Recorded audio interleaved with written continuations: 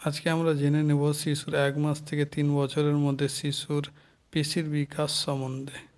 1 মাস বয়সের শিশু থুতনি তুলতে পারে, 2 মাস বয়সে বুক তুলতে পারে, 3 মাস বয়সে শিশুর সামনে কোনো জিনিস থাকলে সে ধরার চেষ্টা করে, 4 মাস বয়সে কাউকে সাহায্য পেলে বসার চেষ্টা করে, 5 মাস বয়সে বসে কোনো জিনিস ধরার চেষ্টা করে, 6 মাস বয়সে উঁচু চেয়ারে বসতে পারে এবং ঝোলানো কোনো জিনিস ধরার চেষ্টা করে, 7 মাস বয়সে নিজে বসতে পারে, 8 মাস বয়সে সাহায্য পেলে দাঁড়াতে পারে, 9 মাস বয়সে কিছু ধরে দাঁড়াবার চেষ্টা করে, 10 মাস বয়সে হামাগুড়ি দেয়, 11 মাস বয়সে সাহায্য পেলে দাঁড়াতে পারে, 12 মাস বয়সে নিজে নিজে দাঁড়ায়, 13 মাস বয়সে একা হাঁটতে পারে,